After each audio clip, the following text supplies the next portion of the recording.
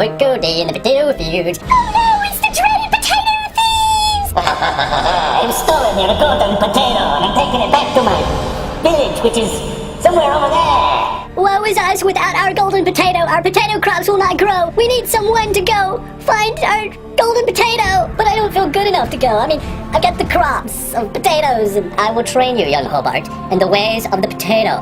You are ready, my son. I promise to go find the golden potato and return it to the village.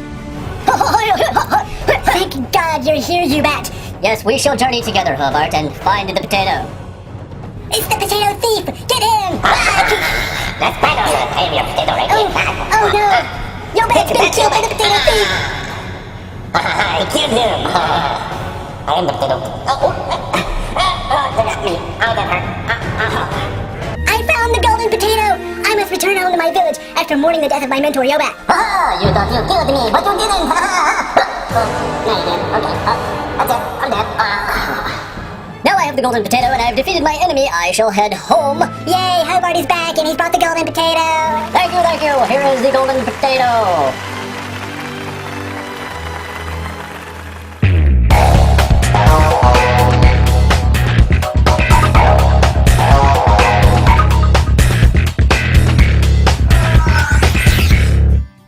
Howdy ho guys, Mark Absalon here. Hope you're having a cool and groovy day, and welcome to Mark Absalon's video tips and tricks. You're probably asking yourself, what was that at the beginning? Well, that was my feeble attempt, and hopefully it turned out pretty well in editing, to show you what we in filmmaking call the hero's journey. Now, what is the hero's journey? The hero's journey is actually a really old concept that a man by the name of Joseph Campbell in 1949 actually published a book called The Hero with a Thousand Faces. And we as filmmakers, we have read that book and we take the 12 stages that he created in that book and use them in our films. Now, these stages go back to all kinds of stories, from the very origin of storytelling, from like the Odyssey, movies like Star Wars, Memento, Lord of the Rings. All of those use these 12 steps, along with just about anything you watch on TV. They use these 12 stages to create the drama and bring your audience into where they will watch the film. The hero's journey doesn't apply to experimental films, so let me just throw that out there. Now, I know some of you guys are saying probably Memento was an experimental film, but it was an experimental concept, but the film still follows along the lines as the hero's journey. And what we're going to do in this video is I'm going to go through each step, all 12 steps, and tell you what they are so that you can use them for writing your script or for your short film, so you can incorporate them so that you can make a great film that your audience will love. Before we get started, we need to talk about the concepts for your storyline before you actually sit down and try and write it. You need to come up with a basic one-sentence statement as to what your film's going to be. Now, you need to create an antagonist and a protagonist. Now, the protagonist is your hero, while the antagonist is the villain that's fighting against a hero, trying to stop the hero. Now, your antagonist doesn't have to be a person. It could be a circumstance, something going on in the protagonist's life that acts as an antagonist. So your antagonist can take on many different forms within your film. Now, the first stage of the hero's journey is called the ordinary world. Now, the ordinary world is your hero's home. It's the everyday ho-hum, no adventure, safe haven that your hero lives in. And it's actually the beginning of the adventure itself. Now, the second stage of the hero's journey is called the call to adventure.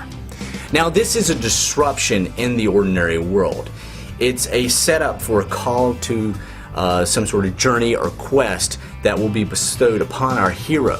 So this could be represented as in someone like attacking the village that he comes in, or if the ordinary world is in your typical nowadays, it could be a death in the family, some sort of disruption in your character's ordinary world or behavior. The third stage is the refusal of the call. or the refusal of the call to adventure. Now this is where your hero's insecurities and whatnot come out, and he's like, oh, I can't do it because he has to do this, or he's not good enough. There's an amount of things that come out that he will throw out there to prevent him from going on this call to adventure that he's been called to. The fourth stage is meeting the mentor. Now the mentor is an individual that gives confidence, security, whether it's a magical power or training or whatever, to our hero so that he has enough confidence to go on this adventure. The mentor does not have to be a person. It could be an object, it could be a map, it could be a magical potion, it could be a sword, it could be anything like that. It doesn't have to be a person. The fifth stage is called crossing the threshold. Now this is where our hero feels confident enough that he has enough knowledge or whatnot to set upon the journey and leave the ordinary world and go into the adventure world or the special world or whatever you want to call it. Number 6 of the stage is allies, tests, and enemies. Now this is where our hero has crossed the threshold and he either meets up with enemies, gains allies, whether he gets a sidekick or maybe his mentor comes in and gives him further training or helps him along the way to overcome these ordeals that he's actually going to face later on in the journey. Stage number 7 is approaching the innermost cave. Now this is where our hero actually either builds plans or sends out reconnaissance, or he might even have some romance, or he might hit a station where he's stretching into the enemy territory to actually go fight them. I mean, this is anything that builds up for the next step, because the next step is when it all happens. Now the ordeal is the central part of the journey. It's the most dangerous part. It's where he meets life or death situation, where he fights the villain and everything. It's the central area of the entire journey. Stage number 9 is the seizing of the sword. Now this is where our hero has defeated the villain, gained the treasure, gotten the magical potato back, anything of that nature, where he's actually defeated his worst fear or the enemy itself. Stage number 10, the road back. This is where our hero has been on his adventures and everything, and now he must accept and come to the terms that he has to go back to his ordinary world. This can sometimes grip at the hero because he wants to go further. I mean, it's a choice between matters of the heart and matters of rationalization as to what he has to do to complete the journey. So this is where you pretty much reestablish the question as to why the hero went on the journey in the first place. Stage number 11, the resurrection. This is our hero's final meeting with death, and he comes out of it. He maintains that he can bring back everything to this ordinary world. It's almost like a purification or a cleansing of our hero's intent and motivation. And this can be, it can be actually added to, like with the villain. If the villain's final battle where the villain is finally killed and the hero has overcome it. And stage number 12 is the return of the elixir. This is our conclusion of the story. This is where the hero comes back to the ordinary world and brings back the golden potato or whatever might have been taken, or brings back his experiences, his knowledge. This is the conclusion of our story, and this actually wraps up all the 12 stages of the hero's journey. Well guys, I hope you've enjoyed this. We went over the 12 steps of the hero's journey. Take note of this and sit down and write all the stuff out and actually use it in your short films. You'll really improve the quality of your short films by using this concept, by bringing your audience in more. Because that's what you're trying to do. You're trying to create a story or show a story for your audience so that they can see it. I mean, whether it's a how-to video or anything like that, a lot of these elements still apply. Like, you can use these 12 steps in a how-to video and make a very interesting drama out of it. Well guys, if you got a second, go over to markabsalon.com right here. Check out my training DVDs, which help support me doing these videos here online.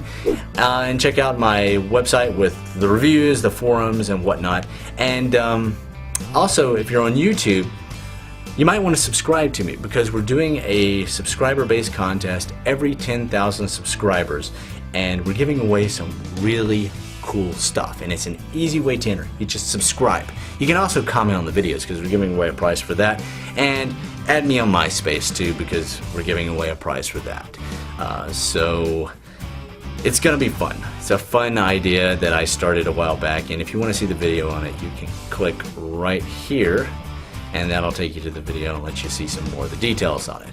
But anyway, like I said, go over to markabsalon.com, check out my training DVDs, and be sure and subscribe, rate, and comment this video. And I'm going to get out of here now, so I hope you guys have a cool and groovy day and use these concepts that I talked about the hero's journey in your videos.